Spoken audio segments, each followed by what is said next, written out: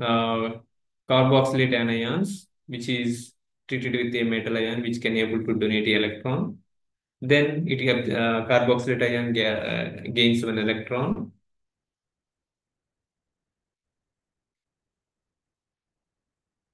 After it generates the SL radical, this SL radical leaves the carbon dioxide that leads to the formation of a alkyl radical. This alkyl radical further undergoes the dimerization that leads to the formation of alkanes. Now coming to the stability of free radicals. Stability of free radicals.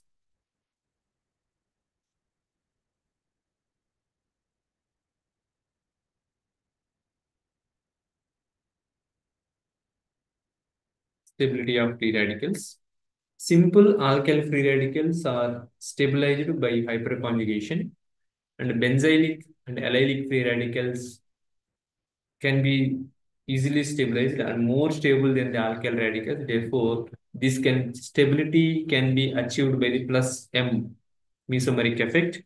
Thus, the relative stability of the free radicals is in the same order as that of the corresponding carbonium ions. If we consider the different kinds of free radicals, the stability order may be like this: benzyl radicals, benzylic radical is more stable than the allylic radical. This allylic radical is more stable than the tertiary radical, tertiary alkyl radical. This tertiary alkyl radical is more stable than the secondary alkyl radical. And this secondary alkyl radical more stable than the primary alkyl radical.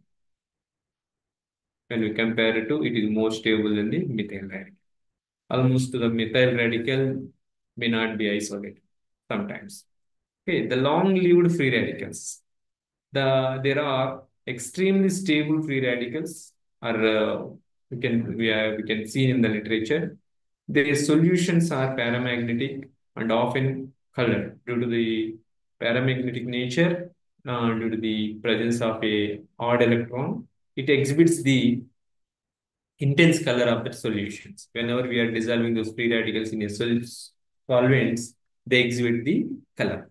Some of the example for the some long-lived free radicals are, if we consider trityl chloride, is the trityl chloride. This trityl chloride, which is treated with the silver, a finely divided silver metal, then it generates trityl carbonium, trityl free radical with silver chloride, right? By warming tetraphenyl hydrazines in non-polar solvents, a green solution containing diphenyl nitrogen radical is obtained. Dissociation of this radical is favored to the formation of lower energy NN bond. That is, if you consider that example, PH2NH, diphenylamine, which is subject to the oxidation with the KMnO4. On oxidation, leads to the formation of tetraphenyl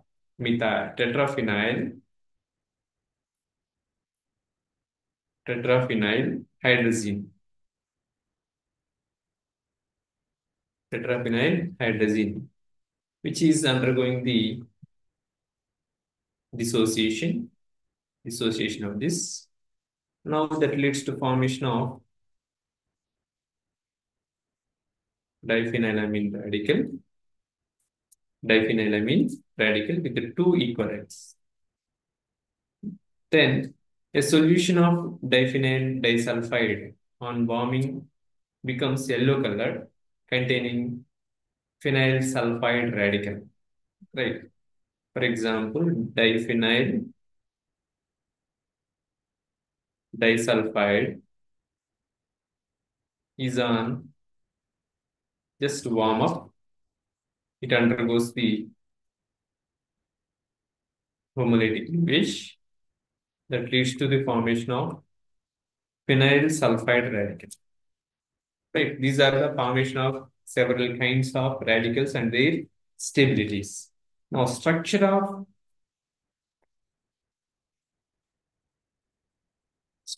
free radical.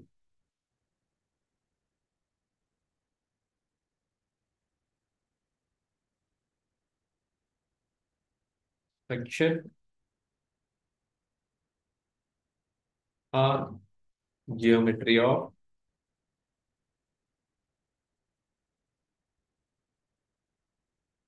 free radical.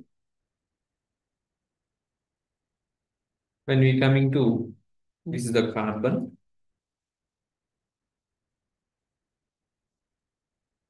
Now, these are the sigma bonds attached to the carbon.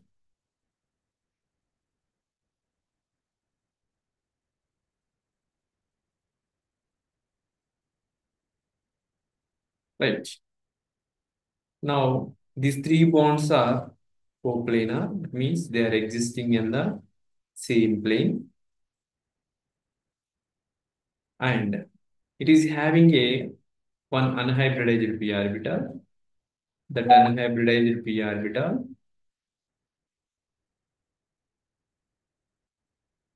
that is unhybridized p orbital. This unhybridized p orbital is having one electron, odd electron is present in this unhybridized p orbital.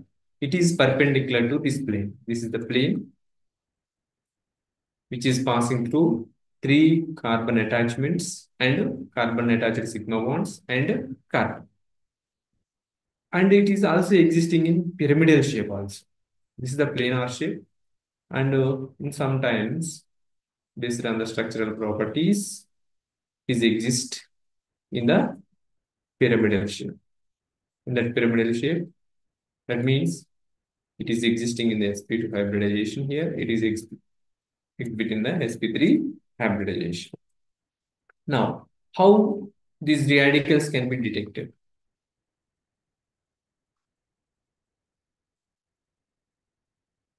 Free radicals detected.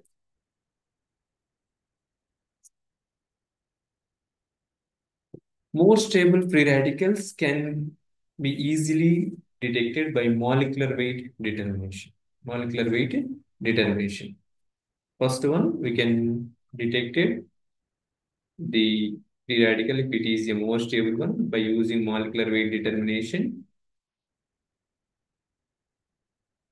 We can detect it. And second one, colored free radicals may be estimated colorimetry. Suppose after formation of the radical, that solution generates a colored solution. That means a color solution is generated during the formation of free radical in that mixture. Therefore, we can estimate the formation of the free radical by using colorimetry. Colorimetry. Next, unstable free radicals can be detected and estimated by discharge of the color of stable free radical, likely diphenyl picryl hydroxyl radical. Diphenyl picryl hydroxyl radical. Next, a chemical method of detection of free radical involves their ability to initiate polymerization of olefins. Generally, the free radicals, most of the free radicals are initiate the polymerization with the olefins. Based on the chemical reaction, we can also detect the free radicals. Compounds like peroxides readily form free radicals and are called free radical initiators. The rate of reaction takes place through free radicals mechanism are enhanced by the addition of free radical initiators.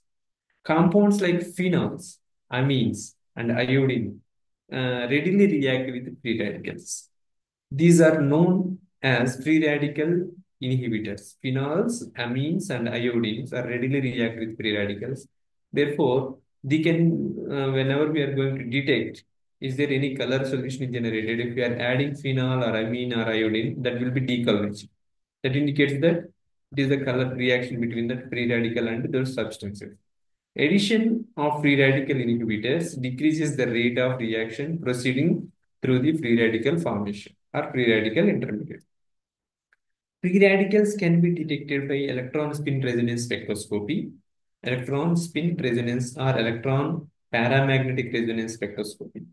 The basic principle of ESR spectroscopy is that an unpaired electron, like a proton, has spin, and this spin has an associated magnetic field.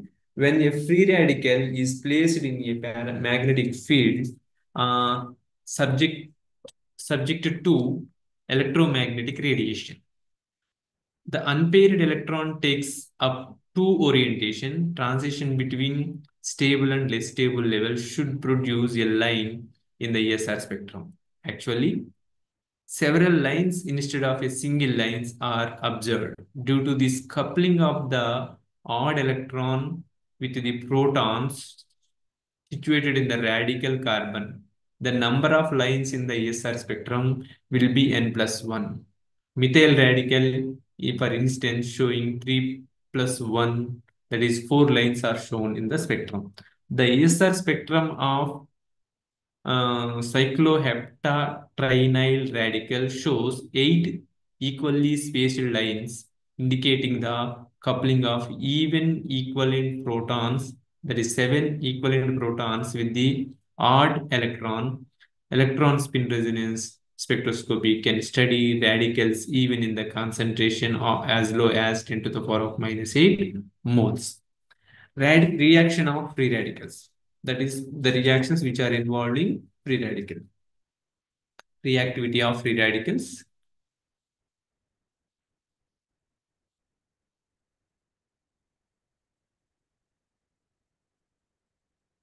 Reactivity of free radicals.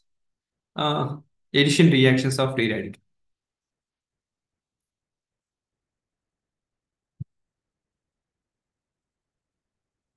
Addition reactions of free radicals. For example, you take the olefin, that is a substituted olefin, tetrachloro olefin or ethylene is treated with chlorine. Then it, in photochemical condition, it leads to Cl3, that is hexachloroethane is generated. Hexachloroethane is generated. The formation of this product is explained in the following mechanism. The first chlorine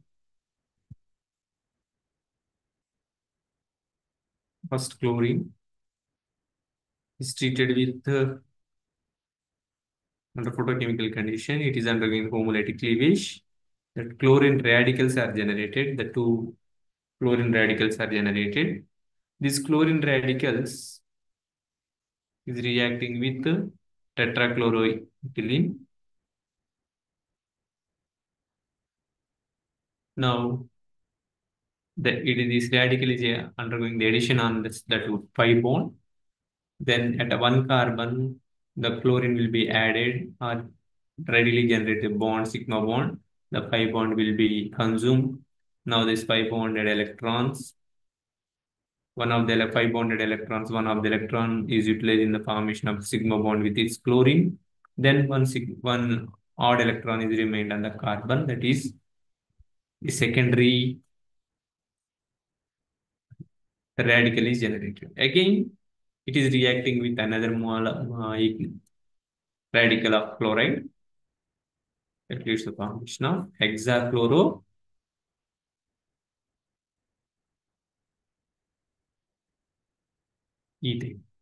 Okay. It is a chain reaction. This reaction is inhibited by the oxygen, which behaves as a diradical. Right. The addition of bromine is often reversible. An important consequences of this reversibility is the use of bromine radical in cis trans isomerization of the olefins. As the trans isomer is more stable, it is formed predominantly. Trans isomer is more predominantly generated. Suppose in the above reaction, if you are using 1,2-dichloroethene, 1,2-dichloroethene is treated with bromine radical. Then The bromine radical is undergoing the formation of bond by homolytically cleavage of this pi bond. Now that bromine is initially generated the bond. Again, an carbon radical intermediate is generated. Now, it is elimination of that bromine leads to formation of elimination of that bromine. Whatever the bromine is added to the carbon, it is undergoing undergoing the homolytic cleavage that leads to formation of two products. Here it may be cis product we are choosing for the reaction, but after the reaction, a mixture of cis trans isomers are generated. A mixture of cis trans isomers are generated, but in which trans isomer is more stable. Therefore, the amount of trans isomer is more in the mixture. Next, addition of chlorine to the benzene for the formation of chloroderivatives of benzene or cyclohexane. It is also an addition reaction. Now, it is treated with chlorine radical, leads to formation of an addition of chlorine at 1,5 bond. The radical generated here, which is further reacting with another radical that leads to formation of dichloroproduct. Dichloroproduct. Further, it is undergoing several reactions that leads finally produces to a cyclohexane derivative, that is hexachloro cyclohexane.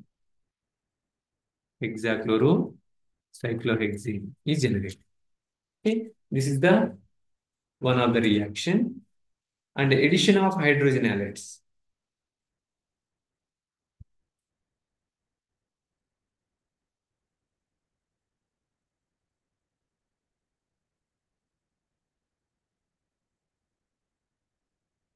Addition of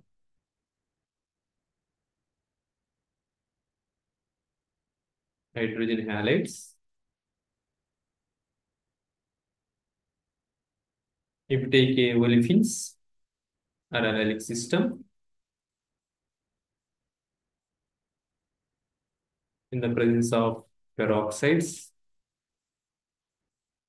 is treated with reacting with HBr. Now it leads to formation of CH3, CH, CH2, Br. Now it follows the anti-Markovnikov rule.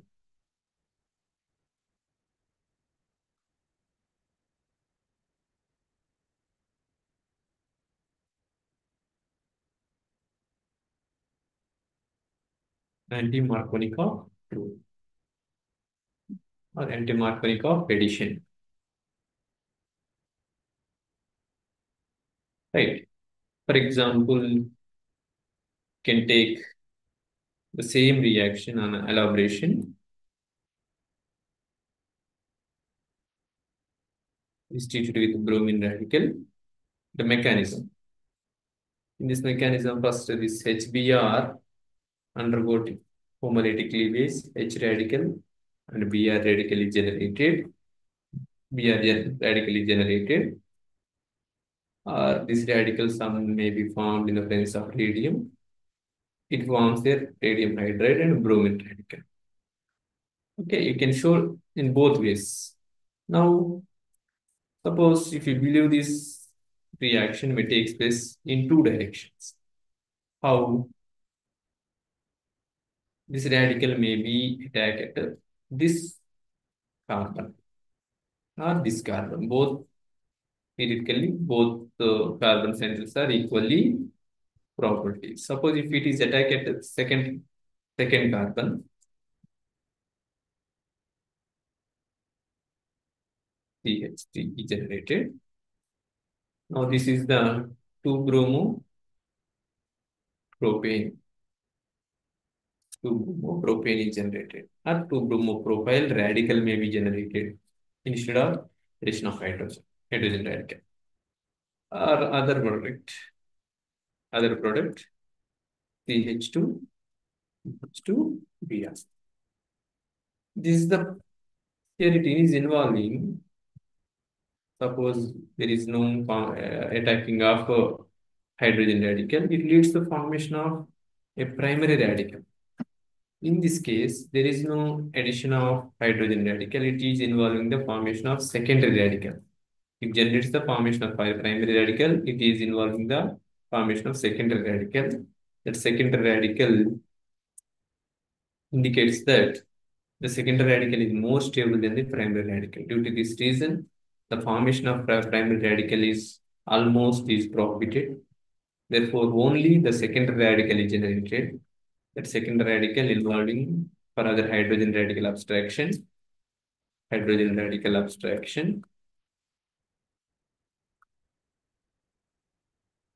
that leads to formation of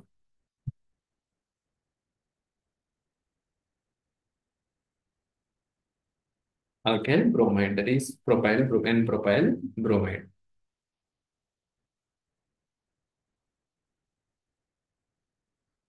Next, displacement reactions of free radical.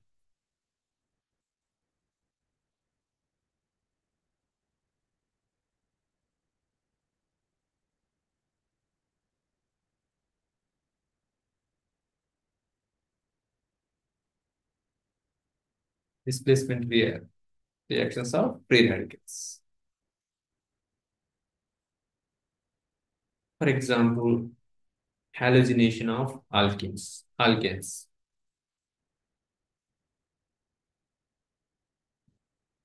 Halogenation of alkanes. Right. If you take chlorine, it is initiator. It's the formation of two chloride radicals. This is the initiation reaction. After formation of this chloride radical, if you take any alkane like methane, it is reacting with the chloride radical. Now, first it is involving the hydrogen abstraction, hydrogen radical abstraction.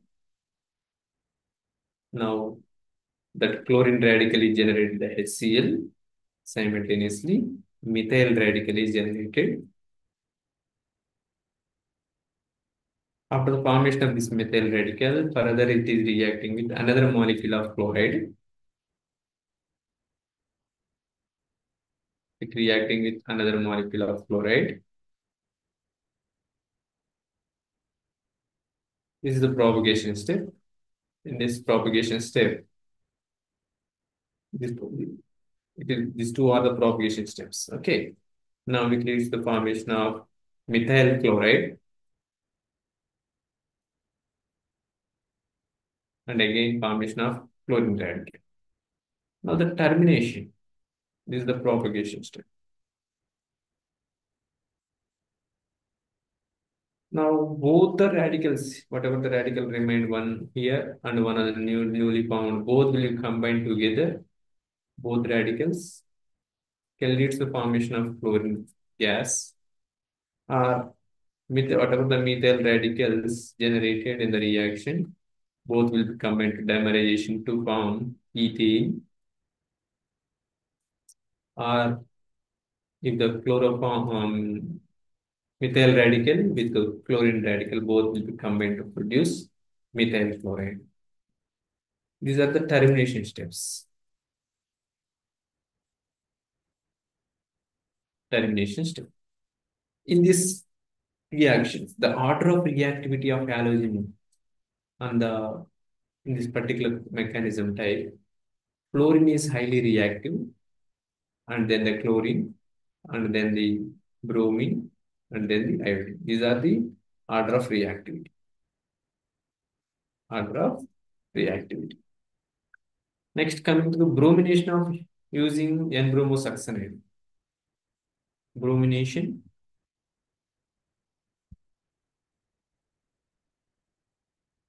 by N-bromosuccinamide.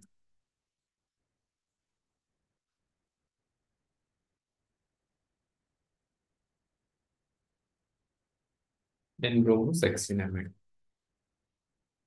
This NBS, we are also called it as this NBS, N-bromosuccinimide. Is a very specific reagent for allylic and benzylic brominations.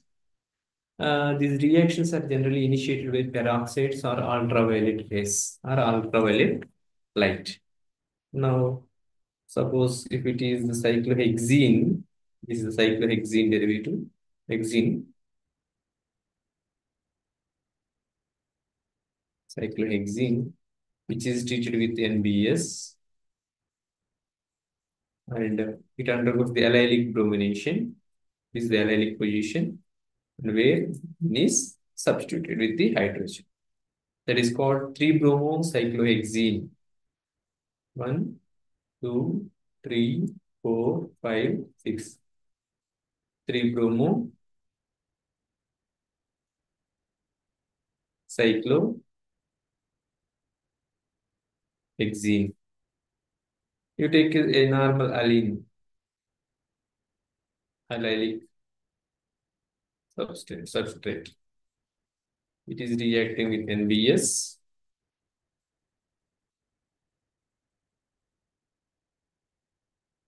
Allylic bromide is generated.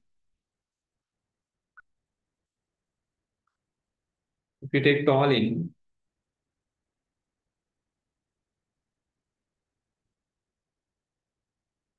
which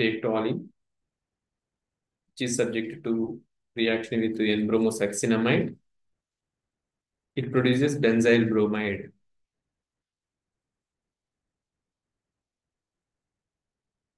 CH2Br. Benzyl bromide is generated. Class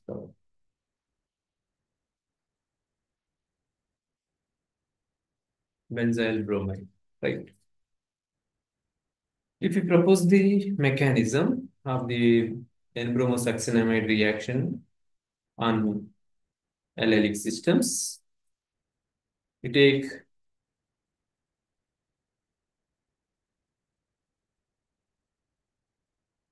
the NBS, N-bromosuccinimide.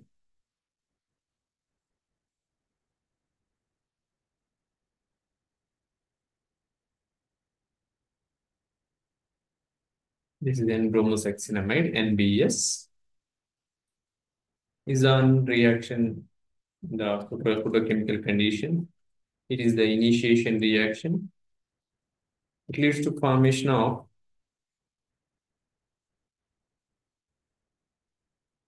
a nitrogen radical containing is generated, succinimide radical.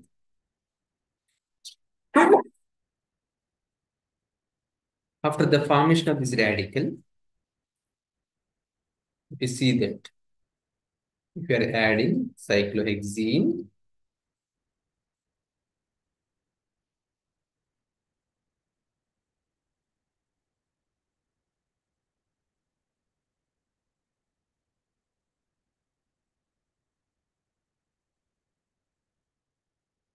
that is an abstraction. Again, it leads to the formation of N-bromosuccinimide. Again, okay, sorry. Hydrogen abstraction leads to succinimide is generated. Then it leads to the formation of cyclohexene radical.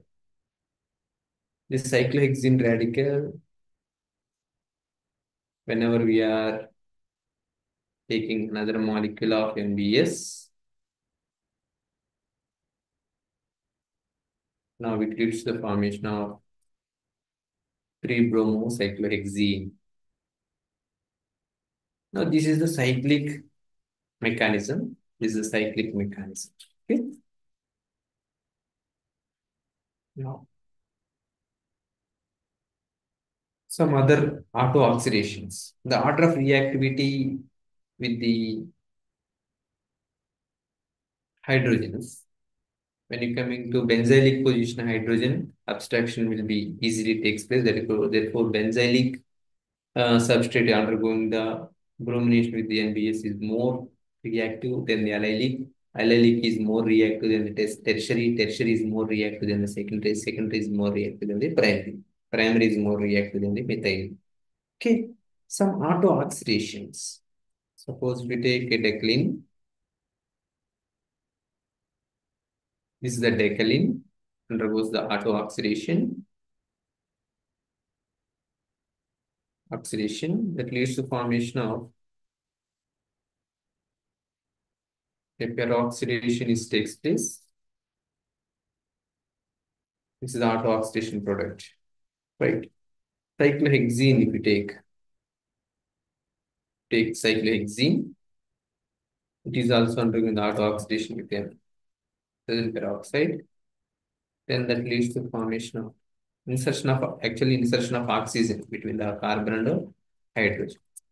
Okay, this is results the peroxide. Okay, diphenyl methane, the pH CH2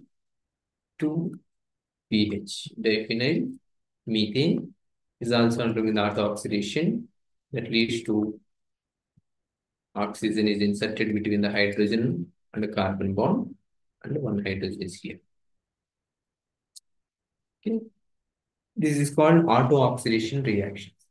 Further decomposition of these peroxides leads to the formation of alcohols, alcohol derivatives. All these are undergoing the decomposition that leads to formation of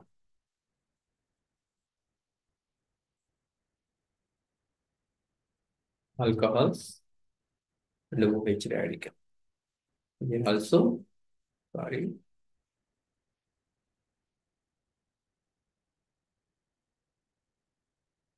right.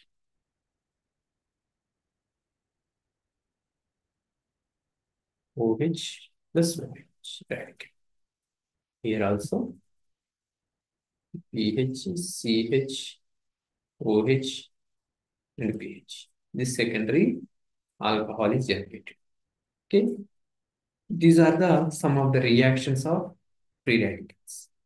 Okay, uh, some rearrangement involving the free radical. Rearrangement of free radicals.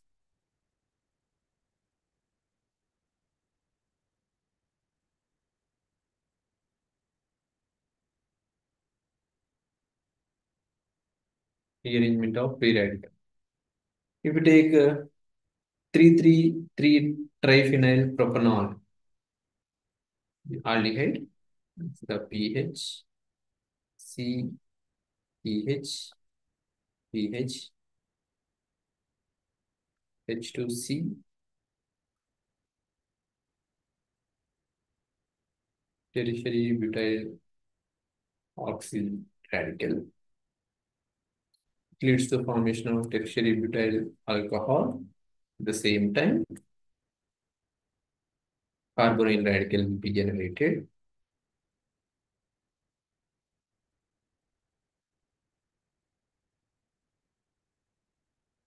CH2, C double bond O radical. Right. It is further undergoing the decarbonylation, leads to formation of a primary radical is generated. This primary radical further undergoes the rearrangement of the migration of this phenyl radical to this primary position that leads to the formation of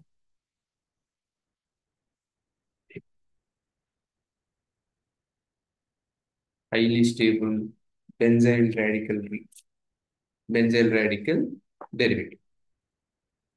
Then further hydrogen abstraction that leads to formation of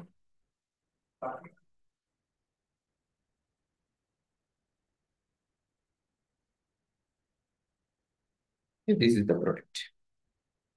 Okay, then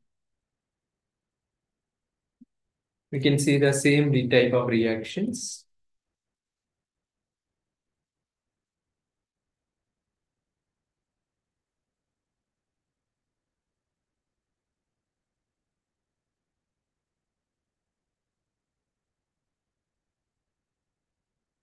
Trityl peroxide, which is on heating that leads to the formation of phenol